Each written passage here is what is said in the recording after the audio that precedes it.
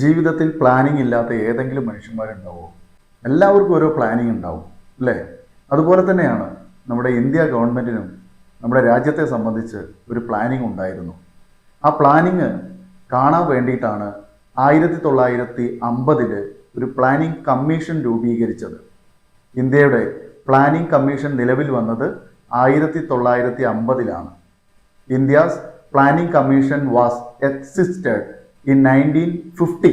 ആ പ്ലാനിങ് കമ്മീഷന്റെ അടിസ്ഥാനത്തിലാണ്, അല്ലെങ്കിൽ അതിനെ ബേസ് ചെയ്തുകൊണ്ടാണ് 1951 മുതൽ ഇന്ത്യയിൽ നമ്മൾ പ്ലാനിങ് നടപ്പിലാക്കി തുടങ്ങിയത്. ആ പ്ലാനിങ് അറിയപ്പെടുന്നത് 5 ഇയർ പ്ലാൻസ് അഥവാ പഞ്ചവത്സര പദ്ധതികൾ എന്നാണ്. ഈ ഓരോ 5 വർഷ കാലത്തേക്കും വെറുതെ നമ്മൾ എന്തെങ്കിലുമൊക്കെ പ്ലാൻ ചെയ്യലല്ല, പ്ലാൻ ചെയ്യുന്നതിന് പിന്നിൽ ഒരു ഉദ്ദേശമുണ്ട്. എന്താണ് ആ ഉദ്ദേശം? അതായത് ഗോൾസ് ഓഫ് 5 ഇയർ പ്ലാൻസ്. ചില ലക്ഷ്യങ്ങളുണ്ട് നമുക്ക്. പ്ലാനിങ് എന്ന് പറയുന്നത് തന്നെ അതാണ്.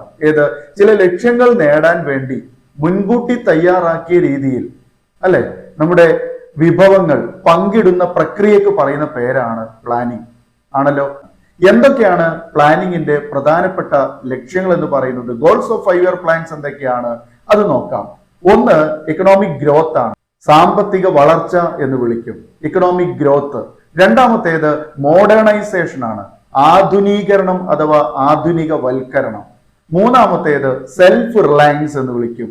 സെൽഫ് റിലയൻസ് എന്ന് പറഞ്ഞാൽ സ്വാശ്രയത്വം എന്നാണ്. നാലാമത്തേത് ഇക്വിറ്റി ആണ്. ഇക്വിറ്റി എന്ന് പറഞ്ഞാൽ നീതിയാണ്.